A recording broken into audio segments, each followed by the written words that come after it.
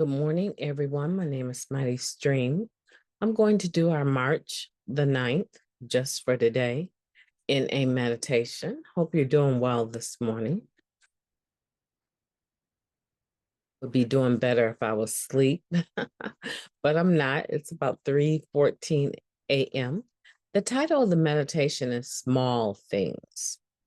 In the past, we made simple situations into problems. We made mountains out of molehills.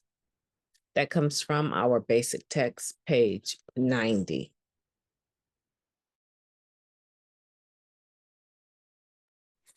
Making mountains out of molehills seems to be our specialty. Have you heard it said that to an addict, a flat tire is a traumatic event? Or how about those of us who forget all pretense of principle when confronted with a bad driver? And what about that can opener that won't work? You know, the one you just threw out the second story window. We can relate when we hear others share, God, grant me patience right now. No, it's not the major setbacks that drive us to distraction. The big things, divorce, death, serious illness, the loss of a job will throw us, but we survive them. We learned from experience that we must reach out to our higher power and others to make it through life's major crises. It's the small things, the constant day-to-day challenges of living life without the use of drugs that seem to affect most addicts most strongly in recovery. When the little things get to us, the serenity prayer can help us regain our perspective. We can all remember that turning over these small matters to the care of our higher power results in peace of mind and a refreshed perspective on life. Just for today, I will work on patience. I will try to keep from blowing things out of proportion and walk with my higher power through my day. Let's take a moment of silence, followed by the we version of the Serenity Prayer. Moment of silence now, please. Thank you, God. Grant us the serenity to accept the things we cannot change, the courage to change the things that we can, and the wisdom to know the difference. Just for today, please and thank you. Talking about small things, I think I agree. I think that it's the smaller things, a broken nail at the wrong time, jabbing your foot somewhere because you're rushing and your spatial is off, or um, you know, breaking a glass in the kitchen. It's the smaller things that we tend to explode. We don't seem to handle those smaller things very well. And I think that those smaller things tend to reveal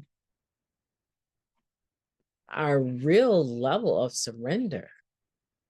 And so if I'm thinking about the last time that I reacted in rage, road rage, driving, yeah, it's not good. And many of us can think of, so many instances where we took something that typically you would think would not be a big deal and blew it out of proportion. It just reminds me of the straw that breaks the camel's back.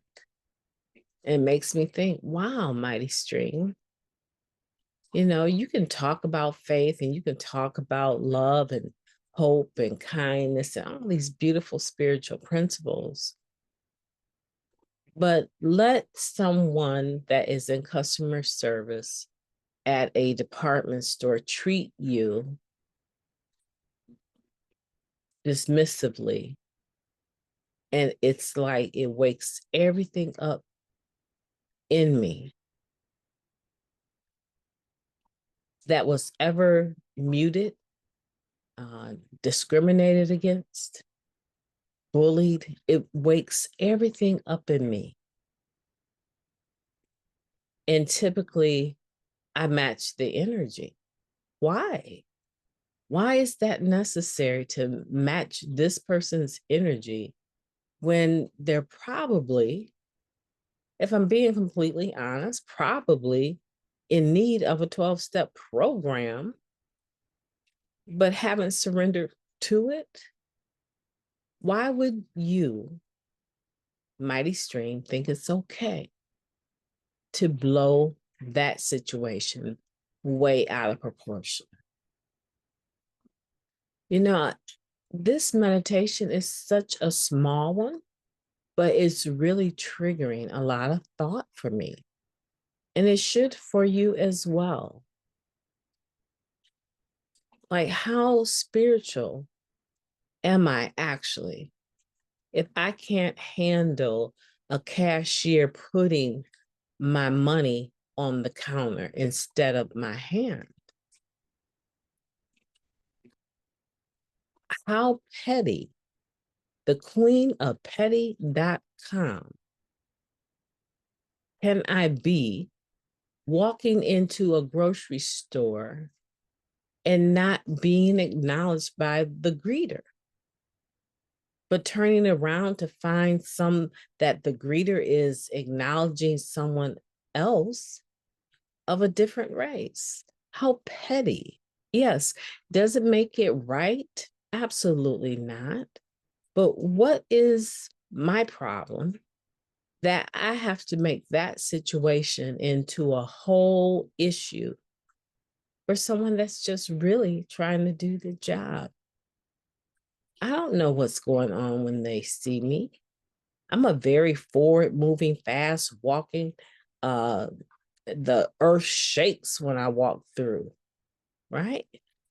I'm very intentional and usually in a rush. So why would they greet me? And I'm thinking about this because it's important for us to apply this personally. And so if you're listening, think about it. What have you experienced recently? In I double dog dare you just to look at the last 24 hours. I bet you there's something in the last 24 hours that you blew out of proportion. And you're not even thinking it belongs on your 8th step or your 10th step where you're making prompt amends.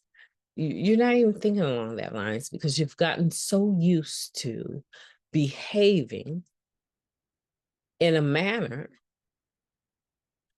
that demonstrates a lack of maturity.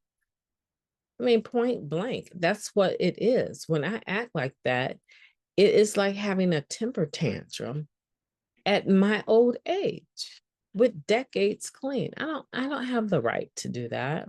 I don't have the right to treat people like that.